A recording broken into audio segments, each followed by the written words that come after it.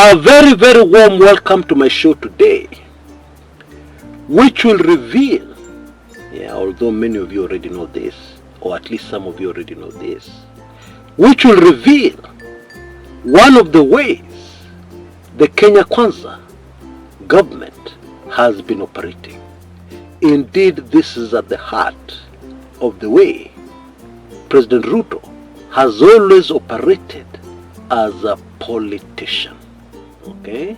And just to give you a hint, it is always perception first. And then, hizo vitu zengine tutazisort later. That is how it has been.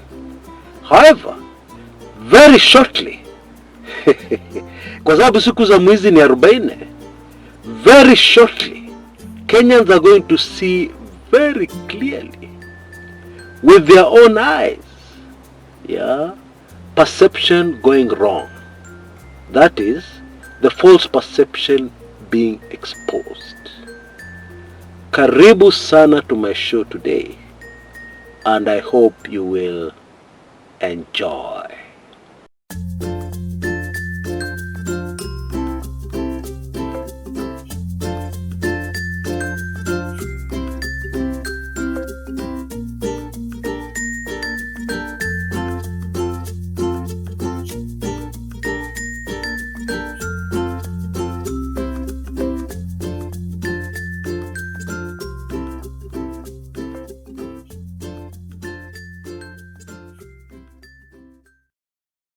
It has emerged that the legal department of the National Assembly advised the Speaker, Moses Wetangula, after the court ruling came through.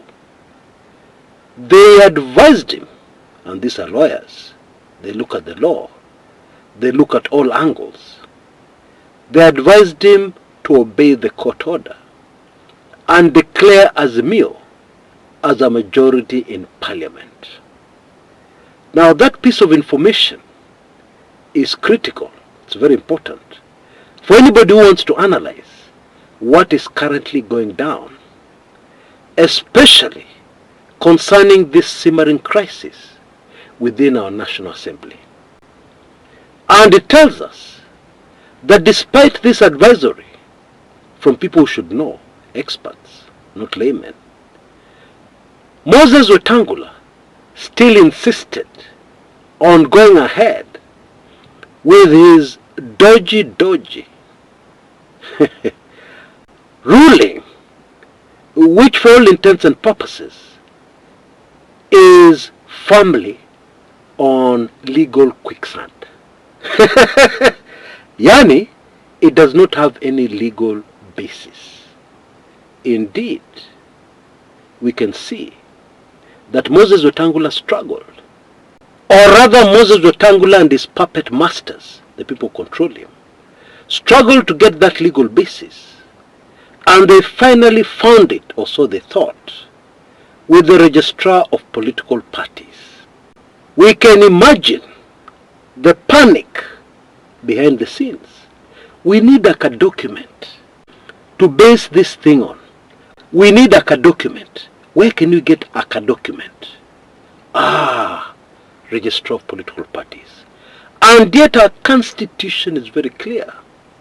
The majority and the minority in the National Assembly is based only on what the sovereign have decided. The registrar of political parties cannot decide. The Speaker cannot decide. Parliament, by voting, cannot decide. And that is in clear, black and white language in our constitution. Now, why this piece of information is very important for us to understand what is happening in Kenyan politics is for the simple reason that once again it highlights the way the Kenya Kwanza government does their things, the way they think, the way they operate. Let me explain bila kizungu mingi. President William Samoei Ruto and the Kenya Kwanza regime have been very consistent in the way they operate. And this is how they operate. All the emphasis is on something called perception. how the public look at it. And then later on, they can work on the finer details of going even further to fake things so that the perception remains on the minds of Kenyans. And this thing did not start yesterday. It didn't. Even during the campaigns in 2022, I have said before on this channel that I attended a UDA rally somewhere in Kwale, and I was shocked. Mainly because nobody in the mainstream media highlighted this to this date. Okay? In a nutshell, can you imagine setting up a classroom setting in the middle of a big field? That means very tight camera angles. I mean, the camera was right next to the face of Ruto. I'm not kidding. And then the people who had been paid to come and cheer were very close by, giving the impression that the meeting was so crowded that the atmosphere was almost suffocating. And then if you checked out the clip in the news later, you would notice, if you looked carefully, that other clips of crowds, in fact in one Itumbi post, hawk-eyed Kenyans were able to establish a crowd had been borrowed in quotes, from a crusade in Nigeria. Oh yes. The whole idea, perception. To give the public the perception that these rallies of Ruto were so crowded, they had so many people. He had crowd control problems. Well, in actual fact, the problem he had was lack of crowds, not crowd control. In another instance, also covered on this channel during the elections, people coming out of the ferry at Likoni were blocked. You know, if you're familiar with the Mombasa and the ferry, many times the ferry carries many people crossing into the island. And so what Ruto people did, they just blocked these people. And therefore those people attended a Ruto rally by force. Because it was impossible to move until Ruto finished speaking. And I can give many other examples, including a whole busy road being blocked for Ruto rally. It is all about perception, how Kenyans look at it. Now, currently, I'm foreseeing a problem. Okay, because the Swahili have a saying, siku za mwizi ni 40. Okay, you know what has been happening? Even with these bills in Parliament, some of them have been too close to call. Okay, but then what has happened? This perception game has kicked in. We've been given the impression that the bill has got a lot of support from people who support the president. The truth is, the reality on the ground sometimes has been very different. And so we're fed that perception. And then when it comes to time of voting, state machinery kicks in. Okay? And State House works vigorously with the people voting on the floor of the House, so that even those who wanted to vote against it find it impossible to vote against that bill. But then, here is the problem which I foresee coming very soon. So far we have been given the impression that Kenya Kwanza is definitely the majority in Parliament. There is no way you can beat them in any bill on the House. They have the numbers. That is the perception. But what is the reality? Currently the reality is the very opposite. Okay? And I foresee this happening on the floor of the House very soon. And let me make it clear. I'm not talking about the impeachment of Speaker Wetangula. Why?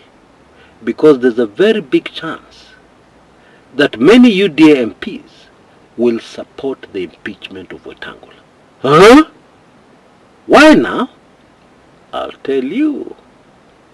When did you start hearing about rumors of getting rid of Wetangula? They didn't start yesterday or last week. They started quite some time back.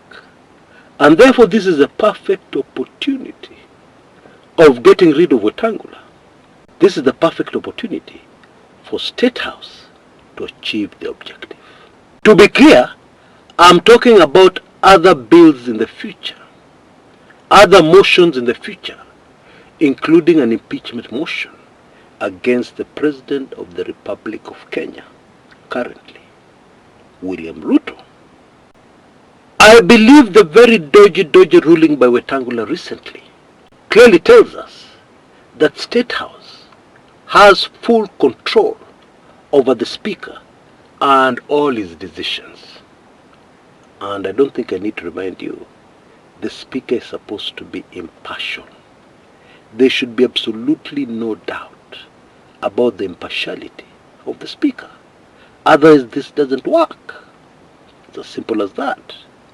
But this latest incident tells us very clearly, anybody who can see, anybody who can observe, and only do a tiny, whiny little bit of thinking, will be able to know immediately that the hold State House has, the control State House has over Moses Wetangula is total, is complete, is impenetrable. That's really what it is.